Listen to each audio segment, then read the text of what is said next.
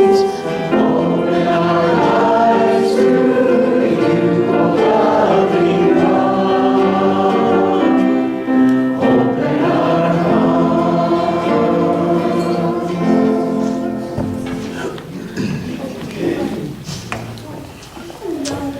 Good morning. It's probably a good idea for you to just keep a little distance today so you don't get sick. I'll disinfect them, Jim, too. Pardon me? I'll disinfect them when we get in there. Oh, thank you.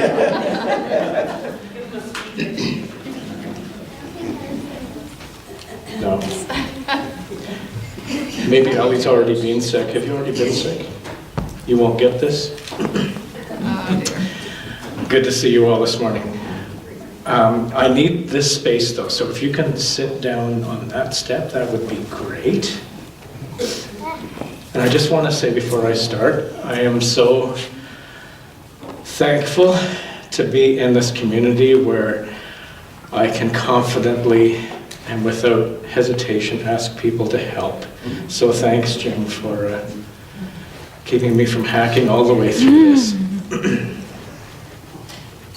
I want to tell you a story this morning. I've told this before, but I don't think I've told it for a while. But it's one of the stories that was written about Jesus a long time after he lived.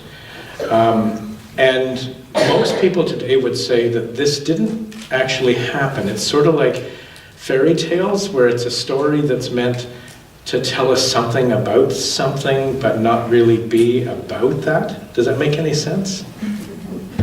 So what I'm saying is this story probably isn't true in that it actually happened, but it's a story they told because they wanted to tell something about Jesus. So it starts where so many of these stories start, in the dry land, in the Holy Land, in the place where Jesus was born and lived and taught people about God, taught people about love.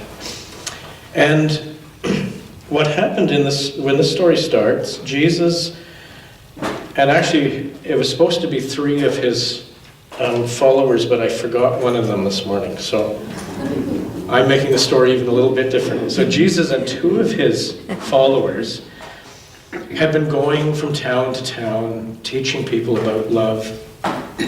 And all of a sudden, Jesus said, okay, we're going to stop for a bit. We've been doing this for quite a while, and I need to go away for a bit, and I want you to come with me.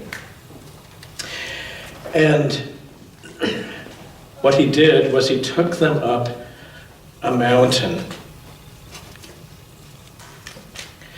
And so they climbed up this trail all the way up to the top of this mountain. And it took a long time, most of the day and night, to get up there. And the next morning, as the sun was coming up, they suddenly looked at Jesus, and his cloak had become a dazzling white.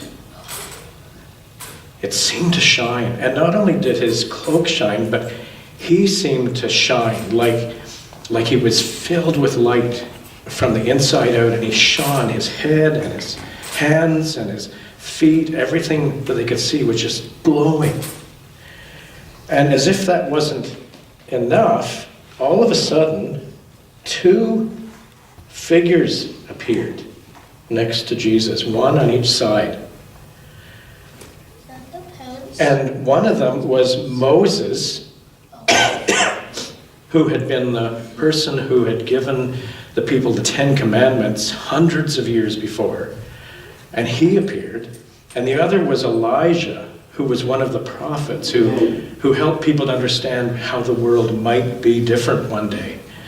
But they arrived out of history. They had been dead for a long, long time, and here they were suddenly standing next to Jesus. And the disciples were absolutely terrified. They had never seen anything like this before. and they ran partway down the mountain.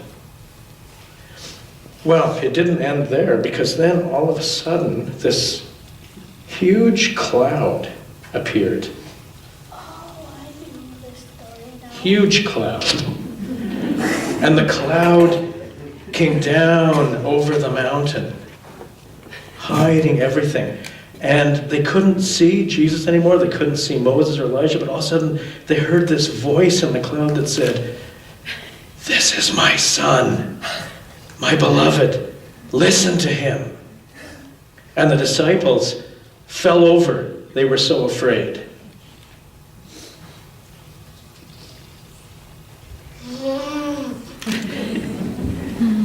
And then the cloud,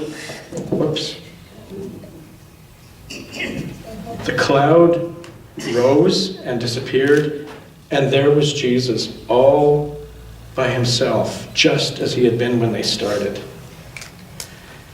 And he called down to them, and the disciples came up to him, and he said, "You don't have to be afraid." But they looked at him, and even though his robe wasn't this sparkling white anymore, he seemed different, like he was glowing from the inside out. What's the inside out? That's a good question. What is the inside out? It's a movie. It's a movie? Inside Out. Haven't seen that one. I bet it isn't about this story. It's about joy. I wonder why people would tell this kind of story about Jesus. I wonder why they would think it would be important to tell this kind of story. Yes, that people understood that he was Messiah. So the people understood he was the Messiah. I wonder what it would be like to see someone suddenly glow from the inside out. That you feel like you're in another dimension. You feel like you're in another dimension. Does this person have a disease? Does this person have a disease? Well, that's our story. This is the last of our light stories. We've been doing this for several weeks now, and for the for the very last time, we're going to sing "This Little Light of Mine." So I hope you can sing it with some real light and sparkle and dazzle, and maybe you'll shine from the inside out too. Let's sing "This Little Light of Mine."